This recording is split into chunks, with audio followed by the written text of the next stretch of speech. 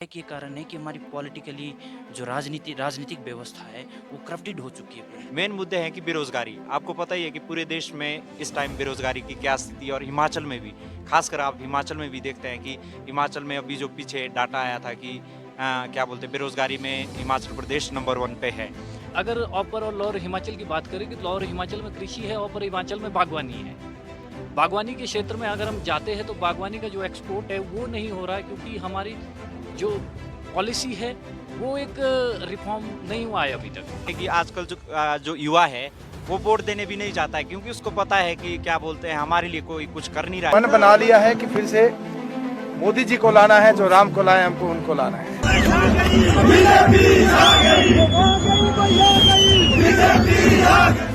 जीतेगा ना जीतेगा,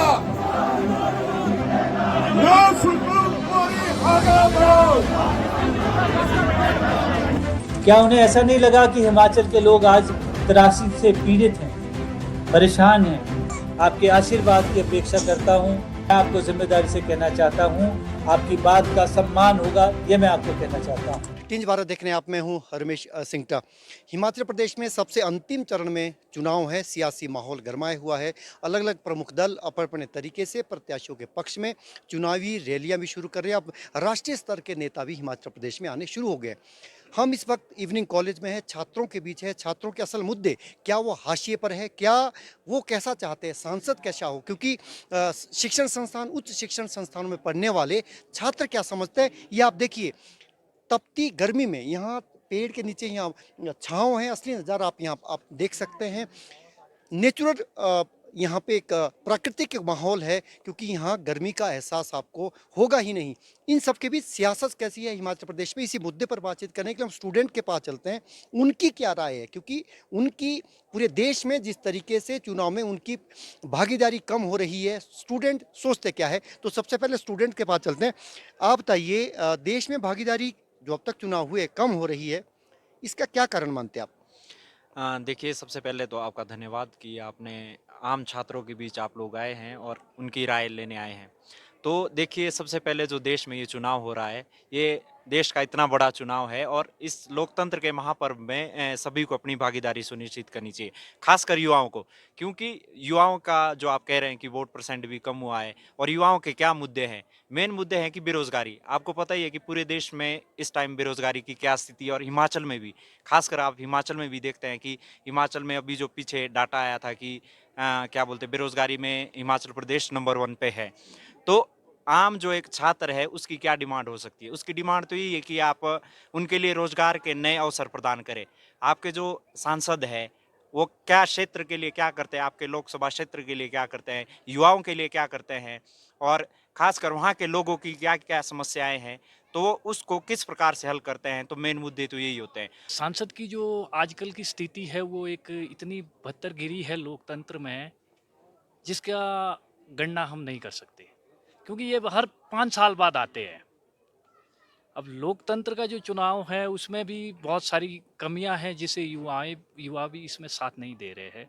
उदाहरण के लिए बता सकते हैं, हम सूरत में अभी भाजपा सांसद जीत गए हैं, तो वहाँ पे नोटा का जो एग्जेक्टिव लोकतंत्र में काम है वो नहीं हुआ, क्योंकि नोटा इसलिए लाया गया था कि अगर कोई भी कैंडिडेट नहीं है तो नोटे पे दे दो। की नज़र में सांसद कैसा हो? हिमाचल प्रदेश में सांसद धरातल से उठा हुआ हो। दूसरी बात, उसे जानकारी हो कि हिमाचल की जो एग्रीकल्चर एंड हॉर्टिकल्चर स्थिति क्या है।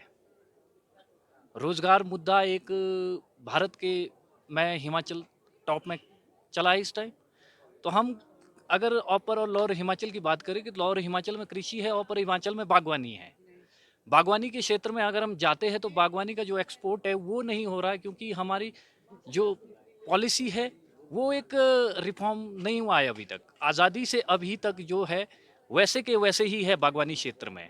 के मुख्य मुद्दे है कि उनके लिए रोजगार दिया जाए। रोजगार के लिए हिमाचल प्रदेश में अगर बद्दी की बात करें तो भारत के लिए मेडिसिन की सबसे बड़ी कंपनियां हैं, फिर भी यहाँ पे युवाओं को रोजगार नहीं दिया जा रहा है, क्योंकि यहाँ पे तानाशाही है। अगर आप बद्दी सोलन में देखेंगे तो हिमाचल के युवा कंपनियों में ज़्यादा है और बाहर के लोग ज़्यादा है। इस कारण ये सांसद का काम है हिमाचल के लोगों को कैसे रोजगार देना है। कि आजकल जो युवा है वो वोट देने भी नहीं जाता है, क्योंकि उसको पता है कि क्या बोलते हैं, हमारे लिए कोई कुछ कर नहीं रहा है। हर बार आते हैं, आप चुनाव के टाइम आते हैं तो सिर्फ वादे करते हैं कि आपकी बेरोजगारी का हल करेंगे, आपको शिक्षा रोजगार के अवसर देंगे, लेकिन अंत में होता क्या है कि आपको उसका मिलता कुछ नहीं है। हर बार वादे ही वादे होते हैं और पूरा नहीं होता है। तो खासकर तो यही है कि युवाओं को इससे थोड़ा मन हट जाता है कि हर बार इन्होंने सिर्फ वादे ही करने हैं, करना तो कुछ नहीं है। सांसद कैसा हो? सबसे पहले आपका और आपके चैनल का मैं धन्यवाद करता हूं कि आप आम युवाओं के बीच आए, हमारी आवाज़ को उठाने के लिए आए। और निश्चित रूप से जो ये विश्व का सबसे बड़ा लोकतंत्र का महापर्व है, उसमें युवाओं का योगदान सबसे ज़्यादा होना चाहिए। जो कि वर्तमान परिदृश्य में भारत की बात करें तो युवाओं का जो सहयोग है, मतदान है, वो दिन प्रतिदिन घटता जा रहा है। और इसके पीछे मुख्य कारण है बेरोजगारी का। बेरोजगारी से युवा परेशान हैं।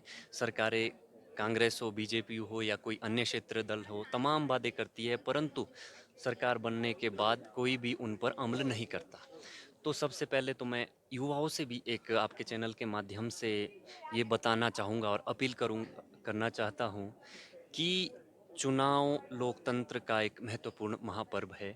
इसमें हमें निश्चित रूप से अपनी भागीदारी सुनिश्चित करनी चाहिए। लेकिन वो कम हो रही है भागीदारी। कम वही हो हम रही आपसे समझना चाह रहे हैं कि यूथ जिनकी भागीदारी ज़्यादा होनी चाहिए वो इस बारी वो भी विमुख हो रहे हैं चुनाव से। हाँ जी, निश्चित रूप से युवा दूर भाग रहा है क्योंकि उनके वास्तविक मुद्दों पर ध्यान नहीं दे रही सरकार। और मैं युवाओं से यही कहना चाह रहा हूँ कि आप राजनीतिक रूप से चिंतन को निश्चित रूप से करें, राजनीतिक बातें करें।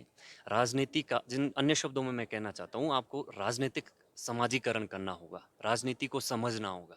जब हम राजनीति को समझेंगे, सहयोग करेंगे, फिर उसके बाद मतदान करेंगे और हमें गहन सोच समझकर मतदान करना है। जाति धर्म से ऊपर उठकर पढ़ाई लिखाई सिंचाई से लेकर स्वास्थ्य सुविधाओं के वर्तमान परिदृश्य पर मतदान करना है। वैसे मुद्दों पर जब हम सोच समझकर एक अच्छी सरकार को चुनेंगे, अच्छे लोगों को चुनेंगे, तभी जाके अच्छा शासन भी होगा।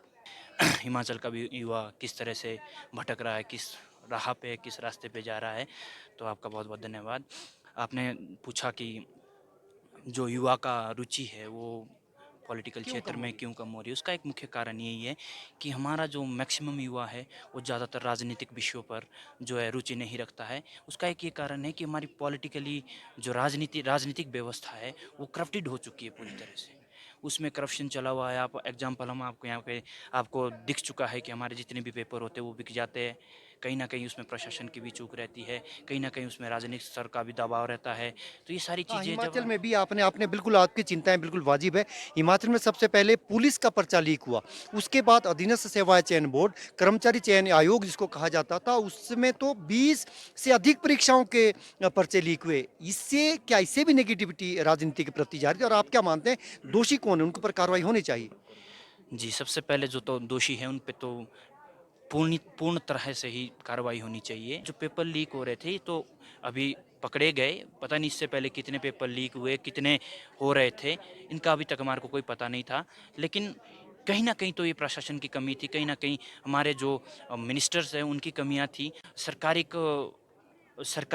कर्मचारी पे बड़ा रोज़गार देखता है कि हम हमारा पहली प्रायोरिटी रहती है हिमाचलियों की कि हम भाई सरकारी रोज़गार प्राप्त करें। रोज़गार के नाम पे आप जब चुनावी दौर चलता है उस टाइम आप बड़े-बड़े वादे करके आते हैं कि हम आपको 5 बड़े लाख। वादे होते हैं। आपका क्या मानना है जो पेपर लीक हो रही है इसके बारे में आपका क्या मानना है? क्योंकि बेरोजगार व्यक्ति या जो शिक्षित व्यक्ति है वो क्या सोचता है जब पेपर लीक होते हैं तो उसके हितों पर किस तरीके से कुठाराघात होता है? फर्स्टली इसके लिए गवर्नमेंट को स्ट्रिक्ट पॉलिसी और स्ट्रिक्ट कानून बनाने होंगे ताकि ये कभी ना हो। मीडिया को हर साल हमारे सामने आना पड़ेगा, आम छात्र से पूछना पड़ेगा जो सरकार वायदे करती है क्या वो पूरे हुए या नहीं। क्योंकि हर नेता, हर पॉलिटिकल पार्टी वायदे तो करती है लेकिन वो कभी भी उसे इम्प्लीमेंट नहीं करते। तो उसके लिए हमेशा मीडिया को भी सामने आना पड़ेगा, हमेशा हर साल हमारे बीच आना पड़ेगा ताकि गवर्नमेंट को भी सोचना पड़े कि नहीं जो हमने कहा है वो करना पड़ेगा। आपकी नज़र में उसी मूल सवाल पे आते हैं, सांसद कैसा हो? सांसद एक विजनरी होना चाहिए। हमारे सांसद, मैं अपने सांसद की बात करना चाहता हूँ। मैंने तो आज तक नहीं देखा कि हमारे क्षेत्र में आए। सिरमौर से बिलोंग करते हैं। पहले वीरेंद्र कश्यप जी थे, इस बार सुरेश कश्यप जी है। तो आज तक मैंने नहीं देखे कि मेरे क्षेत्र में वो आए हैं। हमेशा एक एमपी जो होना चाहिए वो विजनरी होना चाहिए। उसके क्या आइडियाज़ हैं हमारे लिए, हमारे जैसे युवाओं के लिए, बेरोजगारी को कैसे कम कर सकते हैं, उसके पीछे वो कैसे कदम उठा सकते हैं कि जो बेरोजगारी है वो कैसे कम हो सकती है, उनके पास क्या आइडियाज़ है। तो नई नई आइडियाज़ वो हमारे सामने रखे ताकि हम भी सोचें कि हाँ, ये हमारा लीडर हो सकता है और हम इन्हें इस बार वोट देंगे। तो ऑब्वियसली हमारा जो एक लीडर है वो एजुकेटेड होना चाहिए, विजनरी होना चाहिए, जिसे सब पता हो। जी।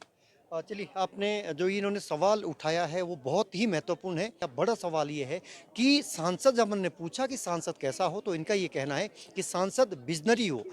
सांसद कैसे बेरोजगारी दूर की जा सकती है, इसके उसके उसके पास एक विजन हो, उसके पास एक खाका हो, और खाका पहले खींचा जाना चाहिए, और जब वो जीत के आए तो कम से कम लोगों के बीच, सुख और दुख में लोगों के बीच मौजूद रहे।